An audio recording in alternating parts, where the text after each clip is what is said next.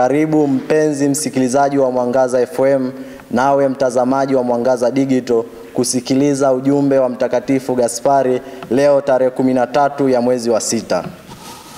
O upendo mtakatifu, o moto mtakatifu wa mbinguni, wewe unatutakasa, unatuinua juu, unatubadilisha katika Mungu mwenyewe aliye furaha yetu pekee na chanzo cha kila lililo jema. O upendo mtakatifu, o moto mtakatifu wa mbinguni, wewe unatutakasa, unatuinua juu, unatubadilisha katika Mungu mwenyewe aliye furaha yetu pekee na chanzo cha kila lililo jema. Mtakatifu Gaspari anaanza kwa mwamko wa ndani. O upendo mtakatifu, huu ni upendo wa Mungu unaomiminwa mioyoni mwetu kwa Roho Mtakatifu. Tukisoma katika waraka wa Mtume Paulo kwa Warumi sura ya 5 aya 5 inasema, kwa maana upendo wa Mungu umejazwa mioyoni mwetu na Roho Mtakatifu tuliyempokea.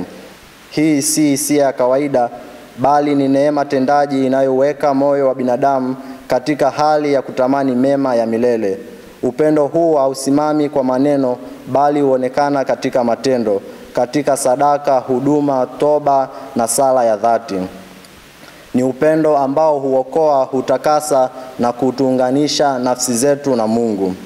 Mtakatifu Gaspari anaposema o moto mtakatifu wa mbinguni, anazungumzia Roho Mtakatifu ambaye mara nyingi hujulikana kama moto wa mapendo. Hili linaonekana wazi katika siku ile ya Pentekoste. Tukisoma katika kitabu cha Matendo ya Mitume sura ya 2 aya 3 inasema, zikatokea ndimi zilizogawanyika kama ndimi za moto, zikawawakia juu ya kila mmoja wao. Moto huu huchoma dhambi, baridi ya moto, na ulipua ndani yetu tamaa mpya za kutafuta utakatifu. Ni moto wa mbinguni kwa sababu hautokani na juhudi za kibinadamu, bali ni zawadi kutoka kwa Mungu inayobadilisha kila kitu inachogusa. Katika maneno wewe unatutakasa, unatuinua juu, tunafunuliwa kazi ya neema katika nafsi, kwamba upendo huu wa Mungu hutuondoa kwenye uchafu wa dhambi na kutuinua juu ya mapungufu ya kibinadamu. Hutufanya tukose raha katika dunia, tusitegemee vitu vya kupita, bali tuanze kuvutwa kuelekea juu, yaani kwa vitu vya milele. Tukisoma katika waraka wa kwanza wa Yohane kwa watu wote sura ya 3 aya 3 inasema, na kila mwenye matumaini haya katika yeye hujitakasa mwenyewe kama yeye alivyo mtakatifu. Mtakatifu Gaspari anaposema unatubadilisha katika Mungu mwenyewe, haimaanishi kuwa tunakuwa Mungu kimaumbile, bali kiumbo. Tunashiriki maisha ya kimungu kwa neema. Kwa njia ya upendo huu, nafsi inabadilishwa ikafanana na Kristo, kama chuma kikiwekwa motoni kikageuka kuwa moto.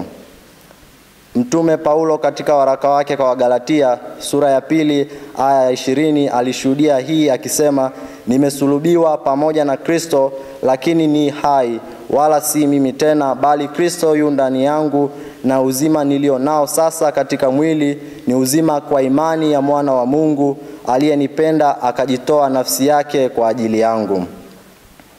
Anapomalizia kwa kusema aliye furaha yetu pekee na chanzo cha kila lililo jema, anafundisha kuwa Mungu peke yake ndiye furaha ya kweli ya roho. Vitu vingine vyote ni vivuli vinavyopita.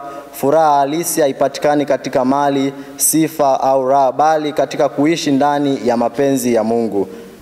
Tukisoma katika Zaburi ya 16 aya 11 inasema, umenijulisha njia ya uzima, mbele zako mna furaha tele, na katika mkono wako wa kuume mna raha za milele. Tafakari hii ni mwongozo wa kiroho wa kuishi maisha yanayochomwa na Roho Mtakatifu. Upendo huu unatufanya wapya, unatufundisha kutafuta vitu vya juu na kutuunganisha na Mungu kama chanzo chetu cha furaha. Ni mwito wa kukubali kutakaswa, kuinuliwa na kubadilishwa ili tuweze kuishi katika umoja kamili na moyo wa Yesu Kristo.